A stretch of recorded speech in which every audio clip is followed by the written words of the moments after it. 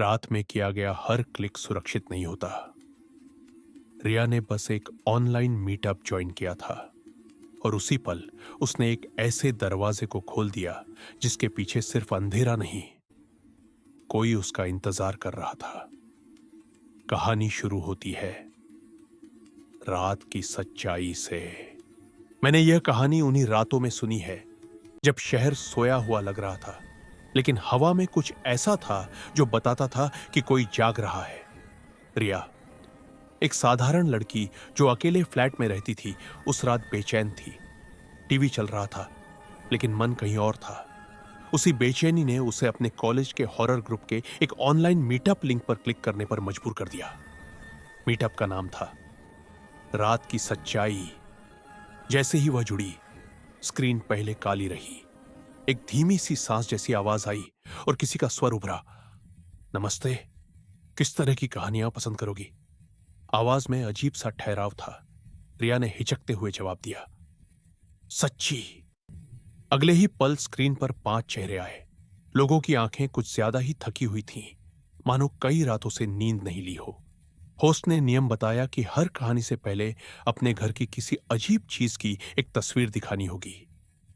पहला व्यक्ति एक सुनसान रेलवे स्टेशन की फोटो लेकर आया। खाली प्लेटफॉर्म, एक टूटी बेंच और कोने में एक काली थैली। उसकी कहानी में रात के वक्त वहां एक आदमी दिखता था जो हर ट्रेन के साथ अपनी जगह बदलता था, लेकिन कभी किसी के पास नहीं जाता। रिया ने इसे एक सामान्य डरावनी कहानी समझा, लेकिन फिर भी एक ठंडी सी सिहरन उसके अंदर बैठने लगी।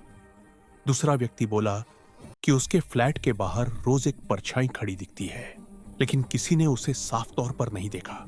मीटअप धीरे धीरे गंभीर होता जा रहा था। तभी होस्ट ने घोषणा की, आज एक स्पेशल गेस्ट है, अनु। अनु ने कैमरा ऑन किया और उसका चेहरा अजीब लग रहा था, बिल्कुल शांत, जैसे बिना पलक झपकाए किसी तस्वीर को देख रहे हो। उसने कहा, मेरी कहानी सिर्फ सुनने की नहीं, देखने की है। उसने अपनी स्क्रीन शेयर की, पुरानी चैट खोलकर, जिसमें एक ही संदेश बार बार दिख रहा था, मैं आ रहा हूं। अनु ने बताया कि उसने पहले इसे गलत नंबर समझा, लेकिन हर रात संदेश आने लगे और लोकेशन मैसेज और भी डरावने होने लगे। तुम्हारे दरवाजे पर, तुम्हारी खिड़की के सामने। फिर उसने वह तस्वीर दिखाई जिसे देखकर मीटअप में पहली बार खामोशी छा गई। उसके घर का पुराना लकड़ी का दरवाजा और नीचे से झांकती अंधेरी सी एक रेखा जो किसी के घुटने जैसी लग रही थी। अनु ने बताया कि वह उस दरवाजे के पीछे कदमों की आवाज, फुसफुसाहट और कभी-कभी एक बच्चे के रोते गाते सुर सुनती है। उसने दरवाजे पर लगे कैमरा की लाइव फीड ऑन की और स्क्रीन पर अंधेरा था, लेकिन धीरे धीरे एक परछाई रेंगते हुए दरवाजे तक आई। सबके माउस थम गए। अचानक वह परछाई कैमरे की ओर मुड़ी और जैसे किसी चेहरे पर मुखौटा लगा हो, वह फुसफुसाई, कब से इंतजार कर रहा था। स्क्रीन पर अफरा तफरी मच गई। अनु ने कैमरा बंद कर दिया। मीटअप में चीखें, सांसों की तेज आवाजें सब सुनाई दे रही थीं। तभी अनु का माइक्रोफोन खुद ब खुद ऑन हुआ और उसने कहा, मैं तुम्हारे घर के अंदर हूं।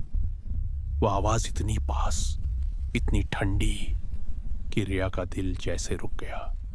रिया के घर में अचानक अजीब सी हरकतें होने लगी। उसकी खिड़की पर उंगली जैसे निशान दिखे, लेकिन वे अंदर से नहीं, बाहर से बने हुए थे। उसने लैपटॉप बंद करने की कोशिश की, लेकिन स्क्रीन फ्रीज हो गई।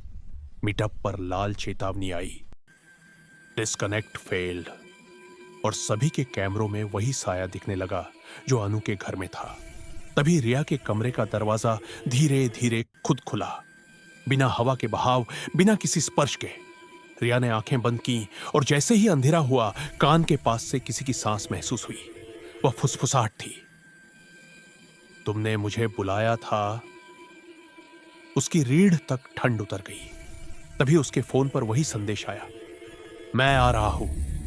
सेंडर ने उसका ही नाम लिया था, लेकिन नाम थोड़ा विकृत था, जैसे उसका कोई दूसरा डरावना रूप उसे बुला रहा हो। रिया ने अपने कमरे की लाइट बंद कर दी, पर अंधेरा सुरक्षित नहीं था।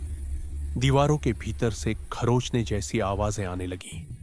फिर उसके कमरे में मीठी सी गंध फैली और एक धीमा संगीत, जैसे कोई बच्चे की लोरी बजा रहा हो। कमरे के बीचों बीच एक खिलौना रखा था, जो उसने पहले कभी नहीं देखा था। उस खिलौने के चेहरे पर धुंधली तस्वीर रिया की। तभी खिलौना हिला और बच्चे जैसी आवाज आई, मां, मुझे यहां से निकालो। रिया जोर से चिल्लाई, लाइट ऑन की, खिलौना गायब। पर दीवारों पर बनी खरोचें अब एक पैटर्न में थी, किसी अज्ञात नाम जैसे। अगले दिन पुलिस आई, पर कुछ नहीं मिला। मीटअप के लोग धीरे धीरे ऑनलाइन गायब होने लगे। प्रोफाइल हट गई, अकाउंट्स बंद हो गए, जैसे कभी अस्तित्व ही नहीं था। रिया ने सोशल मीडिया छोड़ दिया, लेकिन कुछ दिनों बाद इंटरनेट के एक कोने में एक तस्वीर उभरी।